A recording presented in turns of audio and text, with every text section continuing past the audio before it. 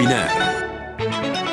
¿Qué tal? ¿Cómo están? Qué gusto que nos acompañen. Lunes de Para Opinar, y en esta oportunidad con el gusto de recibir y compartir esta mesa con Marta Reyes, con Juan Carlos Zúñiga y con Eduardo Manzanares. Un gusto, compañeros, bienvenidos, buena tarde, tarde-noche. Muchas gracias, Paco, buenas tardes. ¿Qué tal? Buenas tardes. Y compañeros también, buenas tardes.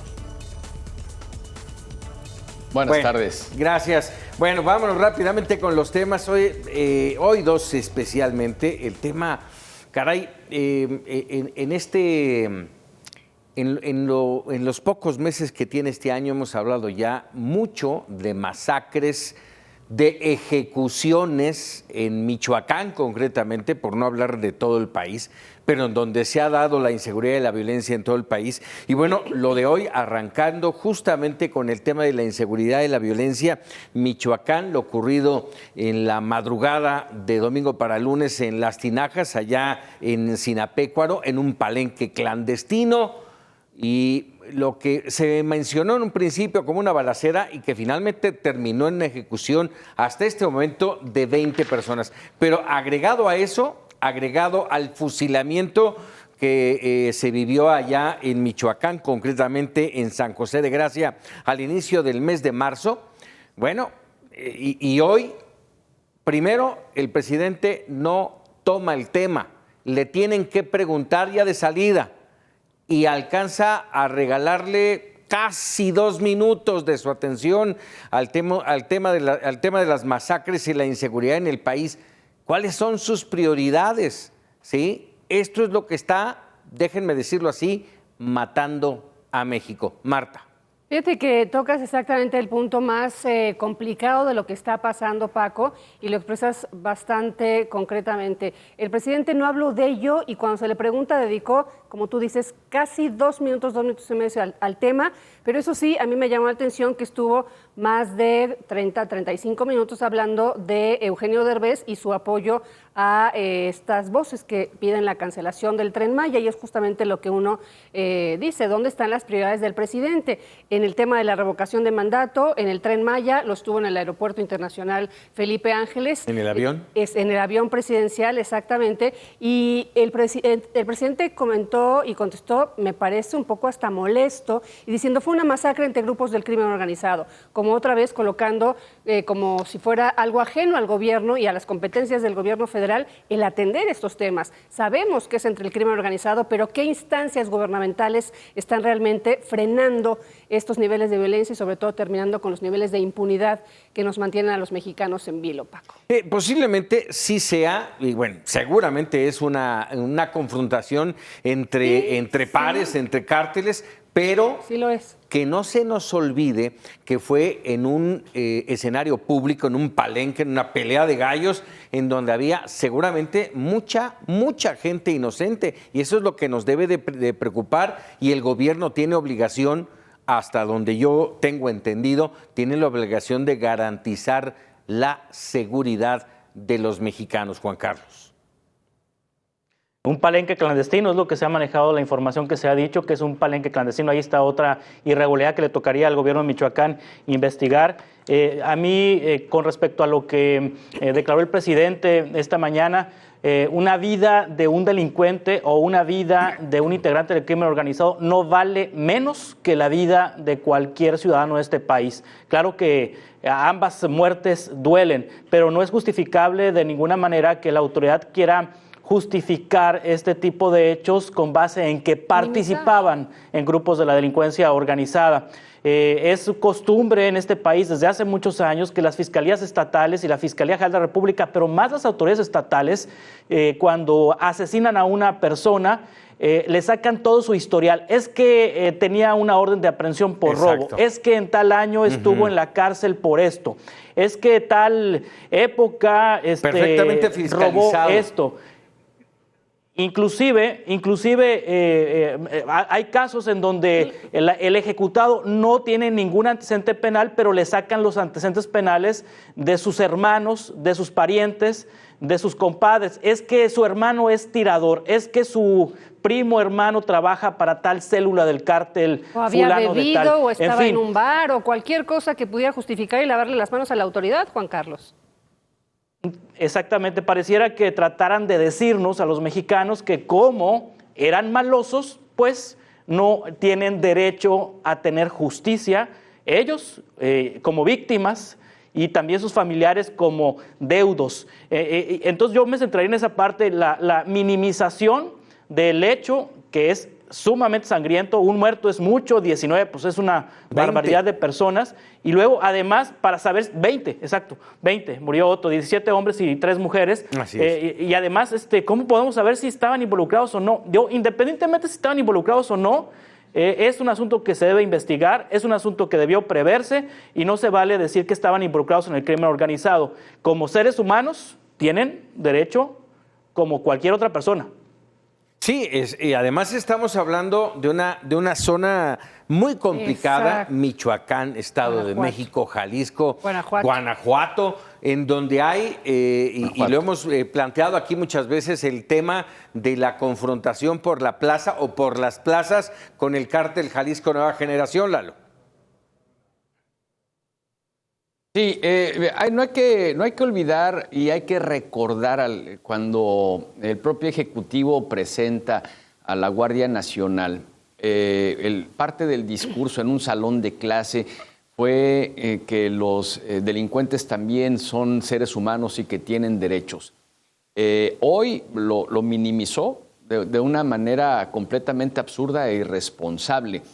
Es la masacre, la mayor masacre que se ha presentado en su administración en estos 3 años, y es un lugar que está verdaderamente caliente, esta zona de Sinapecuaro, que está pues relativamente cerca a lo que es la carretera que une a Cámbaro, allá en Guanajuato, y hay que ver cómo está Guanajuato y cómo está Michoacán. Pero más allá, y coincido con Marta, coincido con Juan Carlos, en el que no se puede minimizar y no se puede culpabilizar a que pues es una masacre, pero entre grupos delictivos. A ver, entonces, ¿dónde está la prevención y dónde está el Estado de Derecho? ¿Dónde está el Estado mexicano cumpliendo sus funciones de prevención del delito? Porque pues, a final de cuentas es responsabilidad. Vaya que le está yendo mal al gobernador de Michoacán, pero también le está yendo muy mal al Ejecutivo Federal en este tema, y más con ese tipo de declaraciones. Los 2 minutos que le dedica hoy en la mañana, bueno, hay que reconocer que todas las mañanas el Ejecutivo sale a pelear, sale a balbucear cualquier tema, no va a caer en un tema en específico y mucho menos en un tema verdaderamente de interés nacional. Las mañanas son para distraer a la oposición y a la población que está pues, más metida en redes sociales, tratando de captar esos mensajes que el propio Ejecutivo lo sabe. Él sale en las mañanas atacado de risa porque sabe cómo va a reaccionar la oposición, sabe cómo van a reaccionar sus adversarios ante X o Y tema. Y eso lo hace. Por eso se la pasó hablando de Eugenio Derbez, por eso sacó el tema del avión y que lo renten para fiestas, 15 años, bodas y demás, y pues le dedica 2 minutos a un tema verdaderamente importante, que es la masacre horas antes. Vaya, quizá estaba por recién levantarse o por recién tener su reunión de café y galletitas en la mañana, cuando le informaron de esta masacre en Michoacán. Entonces, pues claro que lo dejó al final, y lo dejó al final de manera intencional desde mi punto de vista, porque no va a entrar en detalles que le incomodan, pero tampoco va a entrar en detalles que pueda decir algo que no quiera decir en su momento, porque tampoco tiene filtros Andrés Manuel. Y eso nos los comprobó la semana pasada al adelantarse al Banco de México. No tiene filtros, simplemente suelta las cosas por soltarlas, y no quiso equivocarse en el tema de la inseguridad. Y lo único que se le vino a la mente y se le ocurrió desde mi punto de vista es, pues sí fue masacre, reconozco que fue una masacre, pero fue entre bandas rivales. Oigan, ¿no? y que si, son masacres. Y que si lo colocáramos, entre bandas rivales o no rivales. Y que hay que decir, esto se da a un mes exactamente del fusilamiento en San José de Gracia, que fueron 17 personas y que también en la mañanera minimizaron y hasta pusieron en duda que hubiera sucedido. Yo estaba revisando cifras de homicidios en Michoacán. En los primeros 3 meses del año ha habido 710 homicidios dolosos en Michoacán. 233 en enero, 246 en febrero, y hasta el día de ayer con esta masacre de 20 personas asesinadas, 231. Y a mí me llama muchísimo la atención el silencio sepulcral del gobernador Ramírez Bedoya. No ha dado ni una sola declaración a este respecto, no ha habido ninguna sola instrucción, y no hay que olvidar que en Michoacán, en toda esta zona de la Tierra Caliente, también fue asesinado, de la Tierra Caliente de Michoacán, evidentemente, el alcalde de Aguililla, en donde obviamente otra vez las autoridades municipales están en riesgo. Y hay que decir que el secretario de Seguridad de Michoacán es un general que propuso el propio Crescencio Sandoval, el secretario de la Defensa, y que no ha hecho nada. Él llegó en octubre, y estoy dándole las cifras de los 3 primeros meses del año, cuando él dijo, vamos a preservar la paz en Michoacán. Primero, no había paz en Michoacán, y luego revisando estas cifras, pues creo que la ineficacia también de este general es evidente.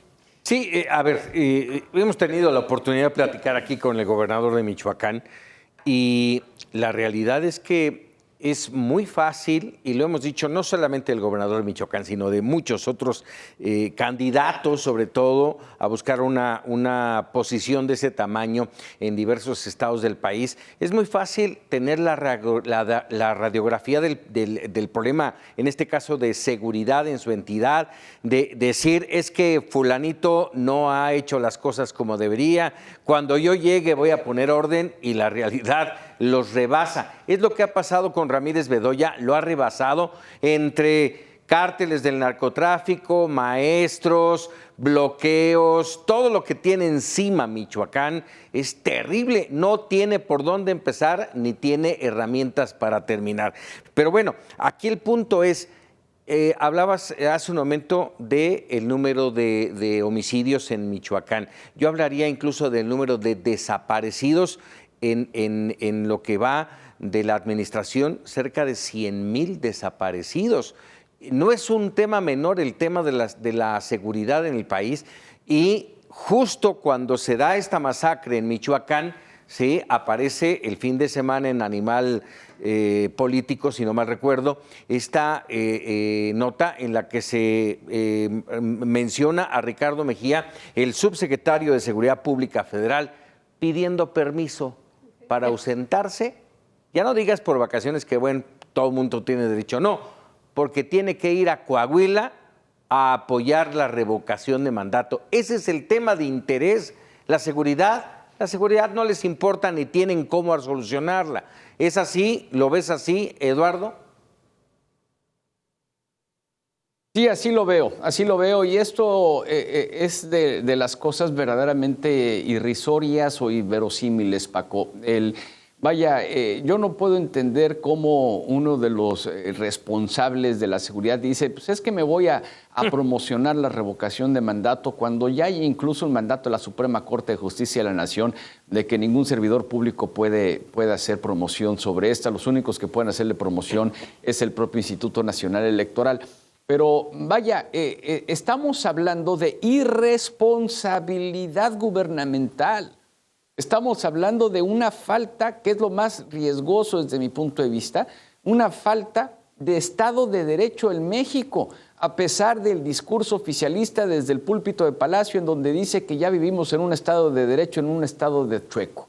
Cuando estamos viendo, y los números no mienten, ahí están, hay gente que se enoja cuando criticamos al Ejecutivo Federal, y bueno, pues ¿qué quieren? ¿Que no se diga nada? ¿Que se aplauda cada vez que hay una masacre de 20 personas, de 17, cada vez que desaparece un niño? Van 29 niños desaparecidos en lo que lleva el año 2022. O sea, en verdad son cosas como para decirle, sí, presidente, está usted en lo correcto, el país va de maravilla, el país va mejor que nunca. Carambas, vaya, vivimos en Foxlandia, vivimos en Calderolandia, vivimos en Peñalandia, pues ahora vivimos en AMLOlandia también, porque para los ejecutivos, los presidentes de México, siempre ha sido miel sobre hojuelas, cuando los ciudadanos somos los que padecemos, a final de cuentas, estos males. Imagínense la población, la sociedad civil de Michoacán, ¿cómo está? Con temor de salir de sus casas, porque no saben en qué momento va a haber un enfrentamiento entre bandas rivales y te va a tocar como un daño colateral, así se llamaban incluso en la época de Calderón. cuando pues nosotros deberíamos tener esa libertad de salir a divertirnos, de partir con nuestra familia, cuando, caramba, ni siquiera eso se puede porque no lo atienden como debe ser. ¿Dónde está la inteligencia del ejército mexicano? Que vaya que son buenos, que vaya que están preparados, pero simplemente no hay, Paco.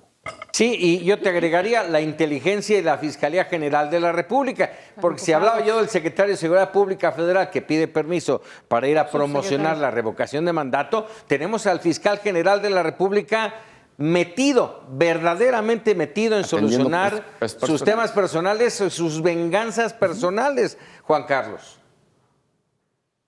Sí, además quiere ser el señor subsecretario de Seguridad Pública, Ricardo Mejía, quiere ser gobernador del estado de Coahuila. Él busca ser candidato de Morena a la gobernatura del estado de Coahuila.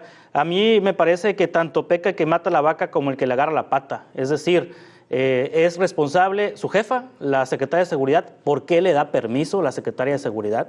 Si la secretaria de Seguridad no le consultó al presidente ese permiso, y si se lo consultó, pues más grave. Es que no se lo dio Rosa Isela, ¿Cómo es posible que le den permiso?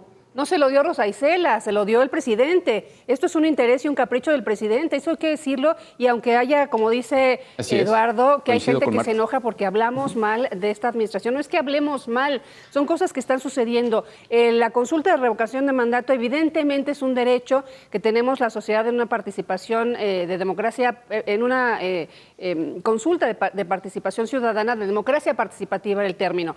Pero hay que decirlo, esta es una simulación, lo he dicho en repetidas ocasiones, ningún ciudadano hizo la petición de una consulta de revocación de mandato. Es una iniciativa presidencial que manejó evidentemente a todas las instituciones del Estado para que estén apoyando este capricho presidencial, que hay que decirlo y a todas luces es evidente. AMLO no está solo, que se quede Andrés Manuel López Obrador. Se está trabajando un ejercicio de ego y de ratificación de que el presidente va a demostrarnos, o le va a demostrar a los que él considera sus adversarios, que el pueblo bueno sí lo quiere. Eso es lo único que está en juego y el permiso lo dio el presidente y no la secretaria. A ver, en ese sentido, bueno, nada más déjenme leer lo que el subsecretario Ricardo Mejía decía sobre este permiso, ¿no? El que le había pedido permiso dice, y para todos realmente la obra que ha hecho el presidente en este tiempo ha sido histórica. Programas sociales, obras de infraestructura, no hay corrupción, es un gobierno sensible, cercano al pueblo, con un presidente muy trabajador que todos los días empieza desde primera hora a revisar los problemas del país. ¿Así o más claro de que el presidente le dio el permiso? Pero pues bueno, puede ser todo eso el presidente que dijo, pero creo que el presidente, un funcionario de seguridad pública, un funcionario de seguridad pública, un funcionario de seguridad pública no debe tener aspiraciones políticas. Me parece que un funcionario en el momento que tiene aspiraciones políticas debe dejar esa responsabilidad. ¿Por qué? Porque está tratando ante un tema muy delicado, el más importante y el más fuerte que tenemos los mexicanos, el de la inseguridad. Exactamente. Si tienen aspiraciones políticas, entonces pueden tergiversar la información, pueden maquillar los datos, pueden simular que están trabajando porque están muy interesados en que no les afecte políticamente el tema de seguridad. En las áreas de seguridad debe de haber gente técnica, no política, policías, no políticos. Entonces me parece que, y además, este señor, brazo derecho del secretario Durazo y brazo derecho ahora de la secretaria Rosa Isela Rodríguez, es el que sabe en seguridad pública y se va y el fin de semana le matan 20. No, bueno, las aspiraciones no se dejan. ¿Qué es más grave? Déjenme poner esto en la mesa. ¿Qué es más grave, una boda suntuosa o lo que acaba de hacer el subsecretario de Seguridad? O lo que hace Gertz Manero, ¿no? Que citaba Paco hace un ratito, el fiscal utilizando a las instituciones para sus intereses personales. Y ya vamos a entrar al tema, ¿eh? No quedó lo vamos a dejar. De eso vamos a hablar más adelante, exacto. Sí. ¿No?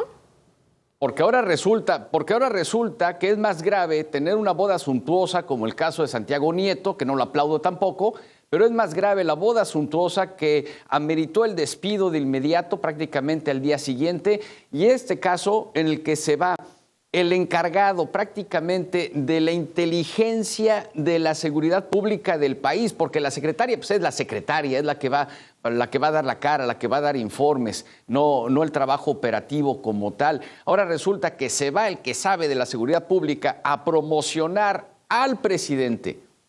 porque se fue a promocionar al presidente y esto no es suntuoso, eso no es delito, eso no es porque eso es un interés pecaminoso, presidencial. eso no se puede ver mal, al contrario. Ese es un Ambas. interés y una O sea, instrucción presidencial. ahora sí que ¿en qué país vivimos? Te diré, este tema de la promoción de la consulta, yo creo que sí tiene un costo importante. Se ha dado cuenta ustedes seguramente en todo el país, el número de espectaculares, las bardas enormes pintadas con el rostro del presidente y la convocatoria. Vamos, eso cuesta, no se da gratis. Sí, pero dice el gobierno, Paco, que lo pagaron los empresarios. No dicen cuáles empresarios, ni el empresario sale a decir que sí. Pero el empresario va a pedir algo después, ¿no? Exacto. Digo, de gratis. O le impusieron los espectaculares, pues evidentemente aquí en la capital, a lo mejor fue un tema de voy a revisar tus estados financieros, voy a revisar todo tu historial, si no me permites esos espectaculares, ¿no? Digo, el gobierno dice los pagó, los empresarios pagaron las personas que están a favor de que el presidente se quede. El presidente se debe de quedar, fue electo para 6 años. Esta consulta debería ser para sacar al presidente, no para dejarlo que permanezca. Eso es obligación constitucional, me parece. Déjenme hacerles una pregunta para que cada uno de ustedes me dé su punto de vista. Yo creo que el tema de la inseguridad y la violencia no es un tema fácil, no es un tema que se pueda resolver.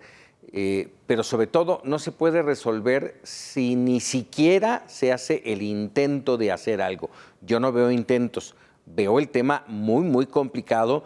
Estoy prácticamente de acuerdo con lo que han dicho diversos actores, concretamente de los Estados Unidos, que mencionan que por lo menos el 35% del territorio nacional está en poder del narco. Yo sí lo creo, así lo veo.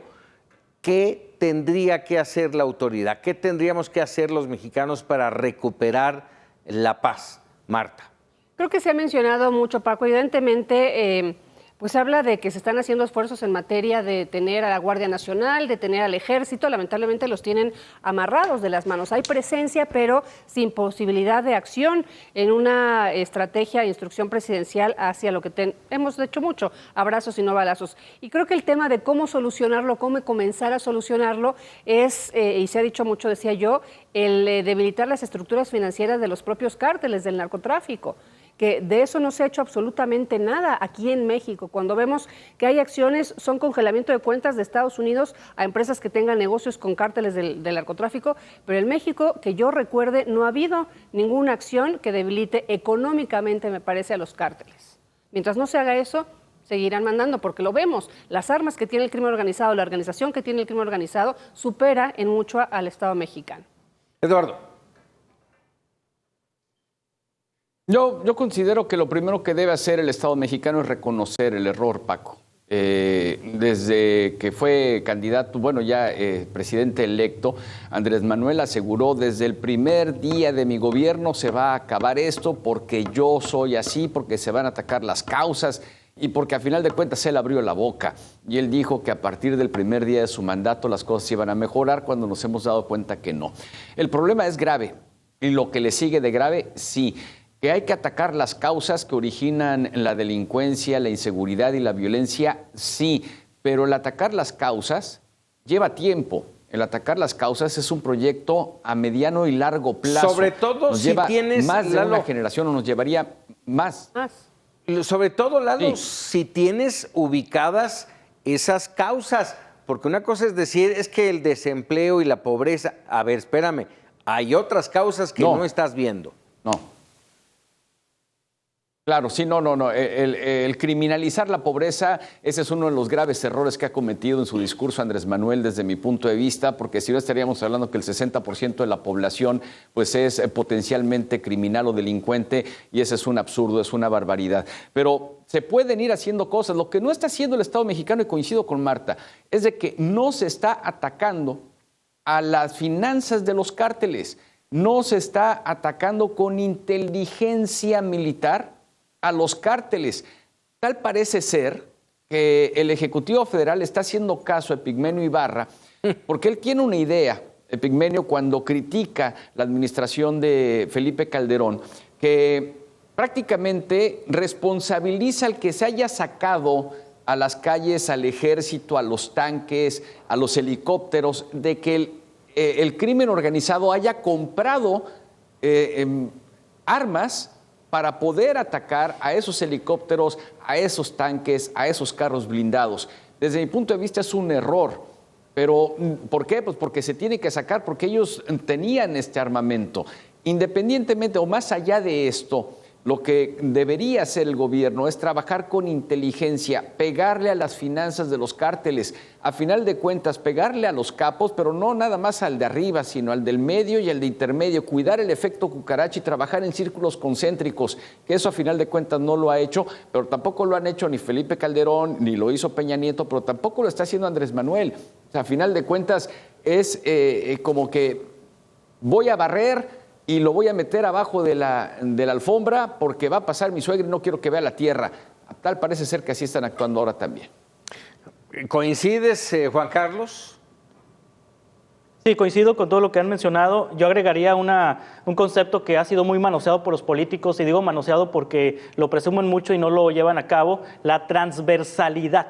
Cuando hablan los políticos de que es un conjunto de esfuerzos de varias secretarías, de varias instituciones, creo que se debe atacar desde la perspectiva educativa, desde la perspectiva sanitaria, de desarrollo social, desde la perspectiva económica, pero creo que fundamentalmente yo me centraría en bajar los índices de impunidad en nuestro país. No puede ser posible que de cada 100 delitos en nuestro país se castiguen 1, 2 o 3, dependiendo la Fiscalía Estatal o la Fiscalía General de la República, es decir, 96, 97% de impunidad. En tanto haya fiscalías que sirvan, fiscalías estatales, Fiscalía Federal que sirvan, que investiguen, que resuelvan los casos y que metan a la cárcel a los delincuentes, creo que va a bajar la intensidad de la operación del crimen organizado. No, ahí sí yo. Bueno, sí, tienes mucha razón, Juan Carlos, pero podría.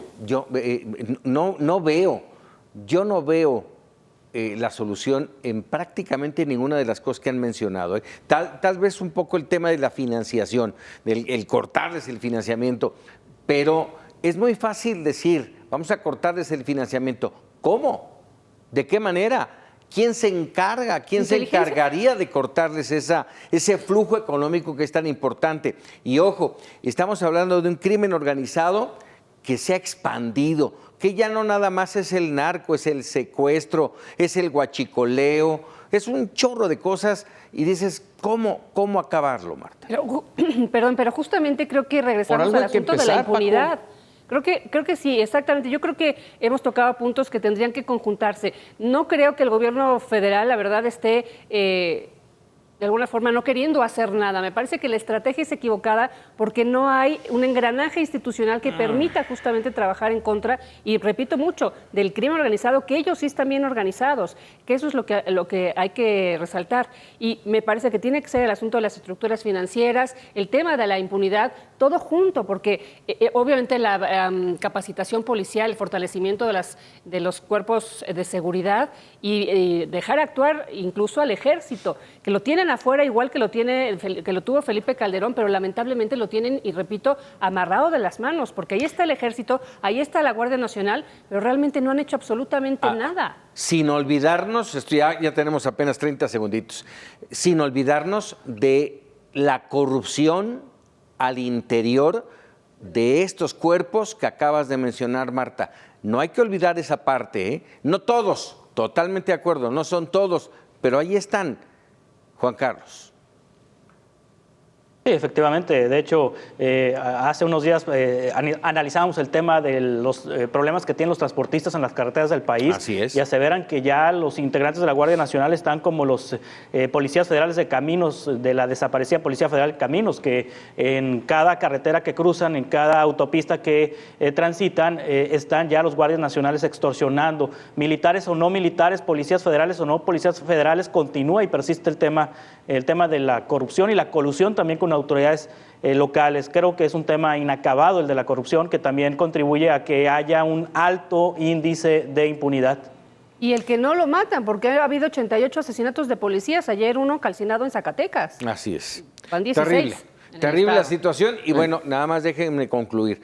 Muchas propuestas, las que han planteado ustedes aquí, pero finalmente la más importante, el querer hacerlo, el querer hacerlo por parte de la autoridad federal es el que hace falta, y ese no llega y no sabemos o no queremos saber por qué. Hacemos una pausa y regresamos para opinar.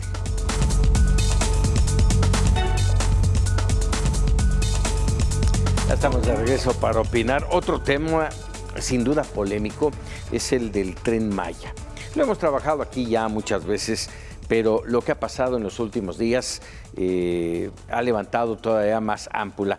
Y esto tiene que ver con, primero con el comunicado de la Semarnat del viernes pasado, concretamente, cuando en una escritura poco ortodoxa, poco común, déjenme decirlo así, en un comunicado de prensa de un gobierno, en el caso de México específicamente, ¿sí? Cuando se dice dónde estaban los pseudoambientalistas, cuando se lastimó el tema del lago de Texcoco, si no me recuerdo, dice el comunicado, y eso generó de inmediato una reacción virulenta de los ambientalistas, que yo no sé si enloquecieron. A ver, pregunto aquí, me voy a poner el traje del abogado del diablo. ¿Dónde estaban cuando inició? Y ya se lo agrego al Semarnat. Cuando empezó lo de Texcoco, cuando empezó lo de Xcaret. Devastación del sureste es lo que decía el comunicado. Exactamente. Paco, ¿dónde estaban? ¿Sí? Y ya sé que muchos contestaron en aquel momento con memes diciendo pues, que estaban en el kinder o que estaban viendo cómo lo hacían y en el triciclo, en fin, situaciones así. Pero la realidad son dos situaciones, ambas con cierto grado de certidumbre, de certeza, y que ahora se confrontan. ¿Quién va a ganar en todo esto, Juan Carlos? Bueno, no importa el pasado, importa el presente. Esto parece un pleito de un matrimonio que se empiezan a sacar los trapitos. Oye, el 2 de octubre de 1988 a las 6 de la tarde me viste feo. No, tú el 31 de diciembre del 2016 me dejaste plantado. En fin. Exactamente, entonces, ¿dónde estaban? No importa, ¿dónde estaban? No importa, lo que importa es el presente. Si hay un grupo de artistas, hay un grupo de actores, hay un grupo de influencers, hay un grupo de personas famosas que están visibilizando pues lo que ellos llaman un proyecto que puede atentar contra el agua del trayecto que cruza este tramo 5 del Tren Maya, que fue originalmente era otro el tramo, pero lo desviaron por presión contra de comerciantes hoteleros de Playa del Carmen. Sí, bueno, yo no dudaría que el presidente y Semarnat tengan razón. Debe de haber ahí uno que otro de los artistas que finalmente a lo mejor ni enterados están, ni siquiera yo creo que han ido al lugar donde se está construyendo el Tren Maya, ni siquiera quizá conozcan o tengan conocimientos de ecología, porque bueno, aquí a Sonora ha venido varias veces Rubén Albarrán de Café Tacuba para visibilizar situaciones y circunstancias de la etnia seri que en realidad no lo son y que la propia etnia seri niega. Pues entonces muchas veces hay desconocimiento de personas que son ajenas al lugar. Yo me centraría en mejor conocer la problemática con la gente local, con la gente de Quintana Roo, con la gente de Playa del Carmen, con la gente que está ahí, y que la gente local nos diga a los especialistas locales si se está violando con este proyecto algún asunto ambiental, o si se está poniendo en riesgo el agua, o se está poniendo en riesgo la flora, la fauna del lugar. Sí puede haber. La respuesta creo que de Semarnat es inadecuada, y la respuesta del presidente también es inadecuada.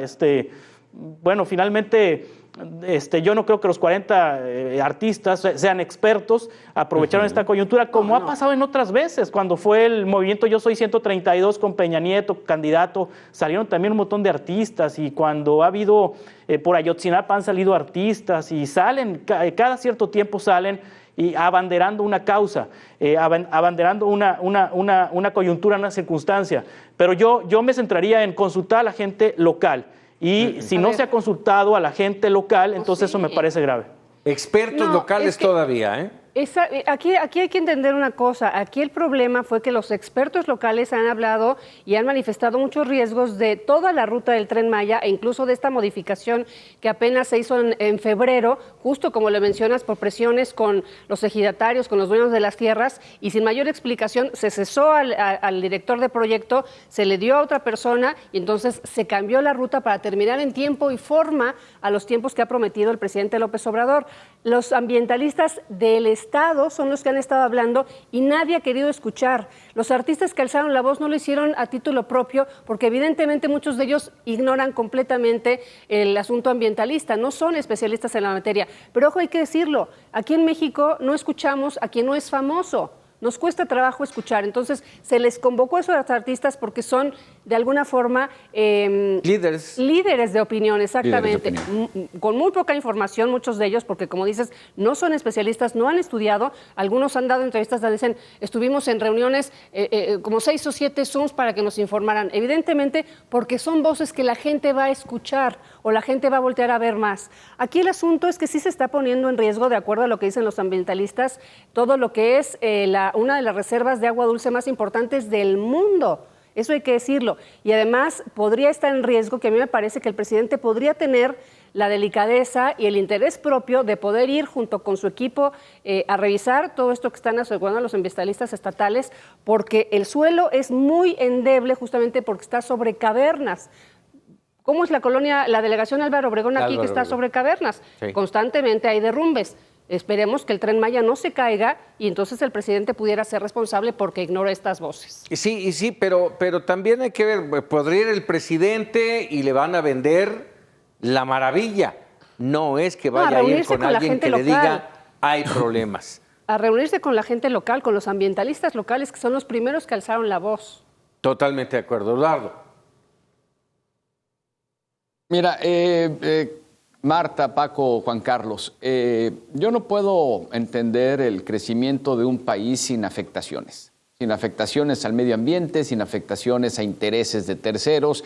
Con alguien vas a quedar bien, con alguien vas a quedar mal. Yo no me imagino un porfiriato en donde se detona la unión vía ferrocarril de todo el país, sin afectar la selva, sin afectar el ecosistema, sin afectar obviamente el entorno de nuestro país, hablando en temas ecológicos y ambientales. Aquí donde yo veo el problema es que si lo que se va a hacer realmente trae un beneficio o no para todo el país. O poner la balanza. Y si esto se está haciendo de manera adecuada. Si se tienen todos los estudios de impacto ambiental que sabemos que arrancaron sin los estudios de impacto ambiental, si se está haciendo por capricho, que yo considero que esto es otro capricho del Ejecutivo, entonces pues claro que va a haber problemas, pero todo desarrollo trae repercusiones al medio ambiente. Aquí lo importante es cómo se va a mitigar para evitar la falta de crecimiento del país. Perdón. Ese es desde mi punto de vista el tema con el Tren Maya. A ver, perdón, nada más déjenme agregar esto. El presidente ha repetido en más de una ocasión cuando le tocan el tema, a ver, están plantándose árboles. Señor presidente, con todo respeto, no es un tema de árboles. Primero, si se plantan árboles, no garantizan que se vayan a dar. ¿Cuántas veces lo vemos? Que no se dan. No es el tema de los árboles, es el sistema completo, el peso del tren, las cavernas, la debilidad en los cenotes, la flora, la fauna, todo el ecosistema es lo que se está aparentemente golpeando. Y yo aquí hago una pregunta para ustedes. No estamos siendo, y en este caso los artistas y todos estos, no están siendo catastrofistas. Pues es que evidentemente yo coincido con Lalo en que todo desarrollo tiene que tener una afectación. O sea, la verdad es que ojalá pudiéramos hacer proyectos de infraestructura sin dañar la naturaleza. Aquí el tema es que primero No hay estudios de impacto ambiental, como decía, el cambio de ruta se hizo prácticamente a capricho y una decisión de último momento, no se hizo con un plan y una evaluación de impacto ambiental, no, por lo menos no se ha transparentado por parte del gobierno, entonces no sabemos cuánto va a afectar. El gobierno federal defiende este proyecto hablando de que toda esta zona del sureste mexicano y su población ha estado condenada al olvido en cuanto a desarrollo, infraestructura, etcétera. Yo aquí me pregunto, ¿qué población es la más afectada cuando hay un desastre natural? La gente de escasos recursos y la población vulnerable. La falta de un equilibrio ecológico está causando desastres naturales cada vez mayores. Y entonces hay que decirlo, a lo mejor antes no había tantos ambientalistas, a lo mejor antes todavía no había tanto interés por lo que estamos haciendo con el planeta, pero la alerta roja de que estamos atentando y tenemos el límite de tiempo para frenar la devastación del planeta es ahorita. Creo que nadie podemos ser indiferentes a eso y no lo podría hacer el propio gobierno mexicano. Juan Carlos.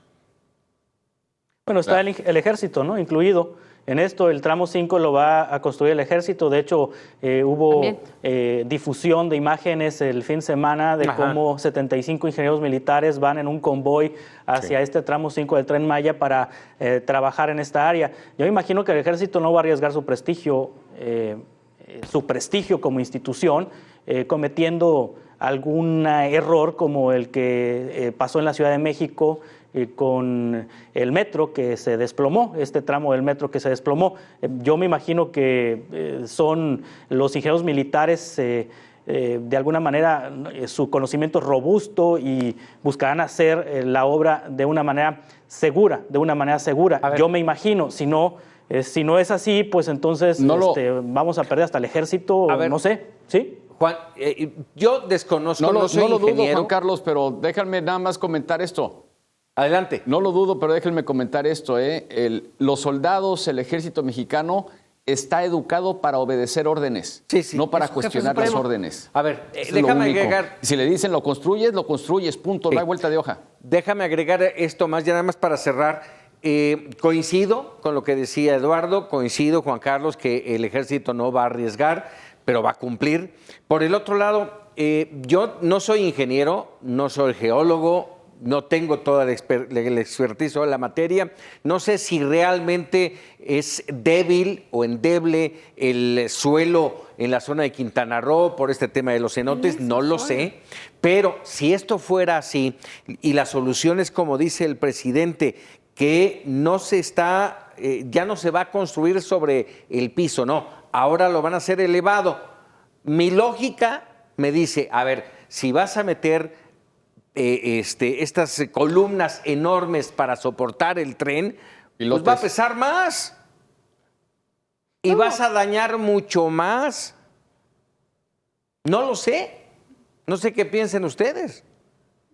Puede ser que sí. Mira, yo no estoy en contra del desarrollo del país, incluso no estoy en contra de los proyectos del propio Ejecutivo, siempre y cuando se hagan de manera adecuada. O sea, yo no puedo entender cómo es el mismo Estado mexicano el que tuerce las leyes, el que no presenta las cosas como están para poder cumplir el capricho de un hombre. ¿Qué hace el decreto a ver, para preséntenos expertos de la materia con estudios científicos de que no va a pasar, más allá de lo que Andrés Manuel diga. No, siempre es que no va a pasar. Eduardo, ¿dónde estaban con Xcaret? Siempre se han cumplido los caprichos. ¿Dónde estaban?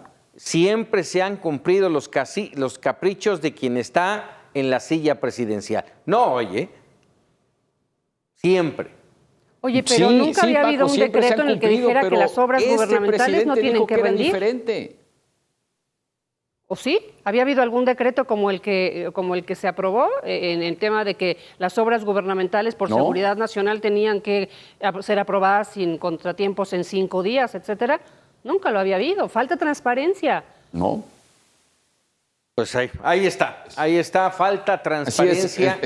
Y no porque existiera en el pasado, tiene que existir en el presente. Alguien tiene que darle la vuelta a la hoja entonces, porque entonces sí estaríamos hablando de algo cultural. Totalmente pero de no acuerdo. porque lo hicieron, pues lo van a seguir haciendo, ¿no? Sí, no, totalmente de acuerdo contigo. Nada más agrego esto. No es que estuviera defendiendo sino señalando que esto lo hemos permitido lamentablemente ¿Por qué? Porque las autoridades, los que están arriba, siguen delineando, siguen marcando la pauta. Y hablando de violaciones a la ley y todo lo que ello conlleva, déjenme cambiar rápidamente de tema, porque hoy para algunos pudiera ser un enorme golpe al fiscal general de la República, Alejandro Gertz Manero, luego de que la Suprema Corte de Justicia, concedió el amparo tanto a Laura como a Alejandra Cuevas, y ya salió Alejandra de la cárcel, se acabó el problema, pero ojo,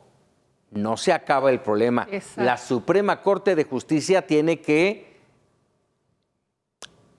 ¿cómo poder decir? Tiene que hacer justicia, ¿sí? No puede ser que se haya violentado la ley, ¿sí?, y hasta ahí se queda. No, ya salió libre, ya se acabó el problema.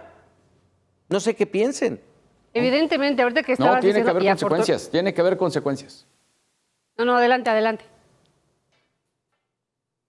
Sí, no, Marta, por favor, todo tuyo.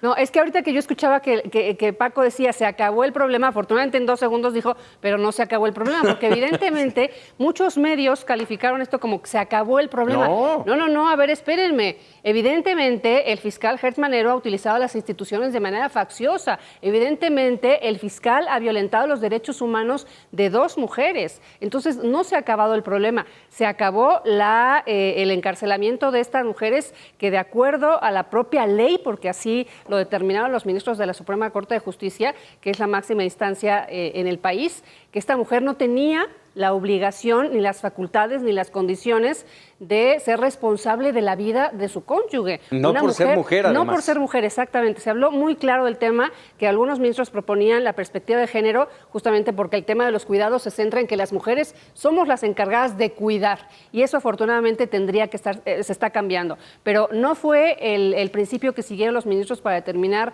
este amparo liso y llano, sino justamente la perspectiva de que era un adulto mayor que también necesitaba cuidados y no tenía por qué ser responsable directa de la vida. Y lo dijo muy claro la Corte, las 2 mujeres no eran las responsables. Quizá habrá que investigar a los médicos y al cuerpo de enfermeras, que sí eran las personas capacitadas y responsables contratadas de la vida de Federico Gertz Manero. Pero más allá de eso, y lo pongo aquí en la mesa, ya de alguna manera Eduardo lo estaba mencionando, si hay justicia, se tiene que ir contra el fiscal general de la República.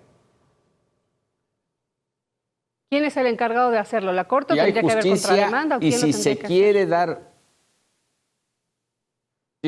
dar, una verdadera muestra de justicia en nuestro país, tendría que investigarse directamente a Alejandro Gertz Manero y se tendría que separar de su cargo para que la investigación procediera, porque aparte ya son muchas las cosas que están señalando al fiscal general de la República, ¿cómo? Donde una comisión de senadores lo arropa para tomarse fotografías y selfies y burlarse aún más, no nada más de las señoras Cuevas, sino de todo México, porque cualquiera de nosotros pudiese caer en ese precepto, y quién sabe si tengamos la suerte de llegar a la Suprema Corte de Justicia de la Nación, que ese es, a final de cuentas, el fondo del asunto. ¿Cuántos mexicanos están en una situación similar con la Fiscalía General de la República o de los estados sin poder llegar a los ministros de la Corte? ¿Cuántos? Juan Carlos, Carambas, ¿cómo se llama lo que hizo el fiscal? Es un absurdo. Híjole, lo que hizo el fiscal es infame. Lo que hizo el fiscal es inventar delitos. Lo que hizo el fiscal con la colaboración de la Procuraduría de la Ciudad de México y del Poder Judicial de la Ciudad de México. Hay que subrayarlo, también hay responsabilidad en esa parte. Pero el hecho de que haya terminado este caso en la Suprema Corte de Justicia de la Nación no significa que haya justicia. Ahí está Israel Vallarta, todavía sin sentencia en primera instancia, en la cárcel, y que bien lo documenta en una novela criminal Jorge Volpi, de cómo desde el poder Genaro García Luna presionó para tener en la cárcel, y cómo hicieron el montaje de la detención de Israel Vallarta y de Florence Cassés, cómo la Corte en el 2013 le hizo justicia a Florence Cassés, pero no terminó de cerrar el caso, porque ahí está todavía un personaje, un involucrado encarcelado sin sentencia de primera instancia. Yo creo que son 2 casos muy parecidos, el de Florence Cassés y en donde desde el poder se tuerce la ley, desde el poder se inventan cosas, desde el poder se hacen montajes para tratar de culpar y de encarcelar a personas que tal vez son inocentes, pero por el proceso mismo tan truqueado y tan tergiversado, pues se les da el beneficio de la duda. Entonces, no, me parece que Alejandro Gertz debe de rendir cuentas sobre esta situación y todas las autoridades judiciales de la Ciudad de México que estuvieron involucradas, porque el caso se reaviva cuando entra él como fiscal general de la República. Abuso de poder, tráfico de influencias. Pero voy más de derechos allá. Humanos. De todo lo que han dicho, totalmente de acuerdo, Marta, de todo esto que han mencionado ustedes, insisto, el tema es la Suprema Corte de Justicia. Tiene que actuar. No veo cruzado de brazos. Por ahí leía yo, y en algún momento yo también lo comenté, perdiendo hoy, el fiscal general de la República sale ganando. No sé si ustedes lo consideran así, Marta. Digo, sale ganando en materia de que a lo mejor pierde el asunto que él quería contra su excuñada y la hija de la excuñada, ¿sobrina política? Sí, sobrina política. Evidentemente ahí pierde y habrá que ver qué va a pasar con los bienes, porque la esencia de todo esto es exactamente el tema. Los bienes que había puesto a nombre de su hermano Federico. La crisis. Exacto, pero sale ganando si queda impune. Y yo aquí te escucho decir que es la Suprema Corte de Justicia de la Nación la que tiene que actuar. Desconozco en materia legal si es la Corte la que tiene que iniciar un proceso o quién lo tendría que iniciar, y a ver si la familia de Laura Morán y Alejandra Cuevas se va a atrever o va a tener la fortaleza de hacerlo contra el fiscal, que ya vimos cómo actúa. Incluso están a partir de hoy amparadas contra cualquier otra orden de aprehensión que pudiera girarse. En cuanto se liberó, dijeron aquí está la otra, porque tenían miedo justamente de ser vueltas a detener. Bueno, quien podía ser detenida. Juan Carlos. Efectivamente, hoy la Suprema Corte de Justicia de la Nación libera a dos personas, a una de la cárcel y a otra le cancelan la orden de aprehensión después de un caso que fue construido y con bases muy endebles, como el hecho de inventar un delito, ¿no? El garante accesoria. Por no ser garante accesoria, a Alejandra Cuevas Morán la tenían en la cárcel porque una señora de 80 y tantos años, 87, 88 años, no cuidó, porque era su deber cuidar y proporcionarle a su pareja la atención médica adecuada y debida, y que por eso murió. En fin, es un caso muy triste que... ¿Sí? ¿Cómo y por qué el presidente sostiene a un funcionario que ha burlado la ley en una administración en la que lo primero que se abandera es justamente la ley? ¿Cómo? ¿Cómo lo sostiene? Me parece que por la lealtad. Ah, caray. No, yo creo que hay más que la lealtad, pues Marta. Han salido colaboradores del presidente como el que era el titular de la oficina jurídica, Scherer. Ha salido el que estaba, el de la boda, Julio Scherer. el fiscal. Sí. Voy a la lealtad de Gertz con López Obrador, no al revés, ¿eh? Sí, entonces han salido quienes se han enfrentado a Alejandro Gertz. Eduardo. De hecho, Alejandro Gertz Manero algo debe saberle, no lo sé, estaría elucubrando demasiado, pero de que es un punto de lealtad al Ejecutivo, es un punto de lealtad al Ejecutivo. ¿Y quién podría entrarle ahora, después de la determinación de la Suprema Corte de Justicia de la Nación? Es el Senado de la República.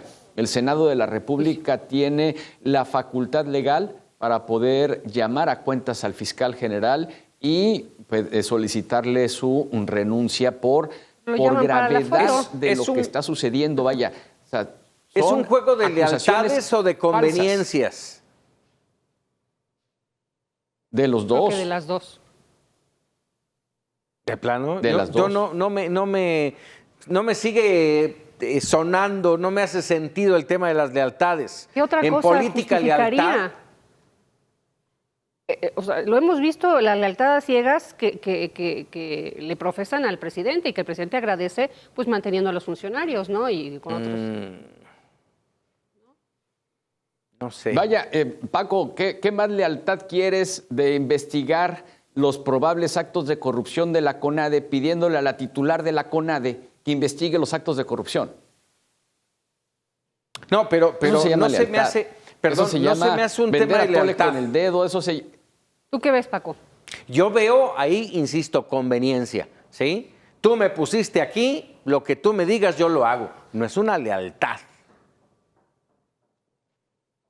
¿De acuerdo? Vamos a ir rápidamente a un corte y regresamos para opinar. Pero entonces es lealtad contraria. Puede ser.